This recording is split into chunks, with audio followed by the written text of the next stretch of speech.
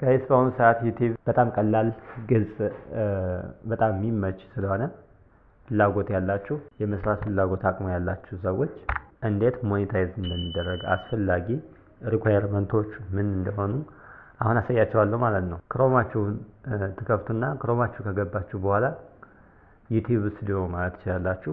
ከገባችሁ ማለት ነው እንትኑ ወይም ደግሞ ከዩቲዩባችሁ አካውንታችሁ ጋር ፕሮፋይላችሁ ገብታችሁ ዩቲዩብ ስቱዲዮ የሚሆን ማንጣት ትችላላችሁ ማለት ነው። ከዛ በኋላ እዚህ ዩቲዩብ ስቱዲዮ ከከፈተላችሁ በኋላ እንደምታዩት የተለያዩ ሴቲንጎች አሉ። እዚህ ጋር ዳሽቦርድ አለ እና ደግሞ አርን ገንዘባችሁን የምታዩበት፣ ክፍያ የምታስጀምሩበት፣ ሞኔታይዜሽን የምታስጀምሩበት አለ ማለት ነው።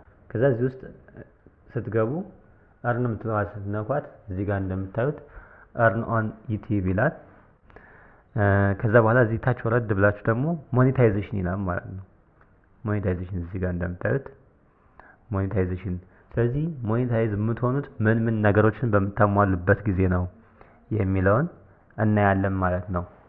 ይኸው እዚህ ጋር እንደምታዩት ኤሊጂቢሊቲ ሪኳየርመንቶቹ ምንድናቸው የሚለውን በምናይበት ጊዜ አንደኛ 500 ሰብስክራይበር ያስፈልጋል።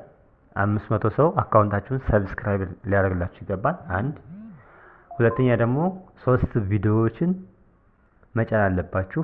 በአንድ ወር ውስጥ 3 ቪዲዮዎችን ሌጋል የኮፒራይት ምናምን የሌላቸው የራሳቸው የሆኑ 3 ቪዲዮዎችን መጫን አለባችሁ። ከዛ በሶስተኛ ደረጃ ደግሞ 3000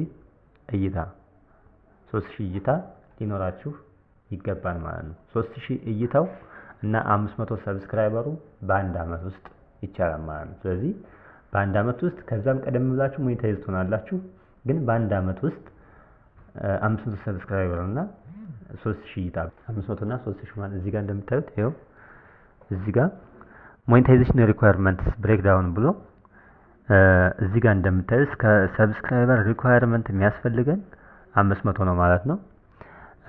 ከዛ በኋላ ደግሞ ዎች አወር ከዛ አፕላይ እናደርጋለን ማለት እዚህ ጋር የኔ ቻናል ነች ማረግ ቴክ ትላለች።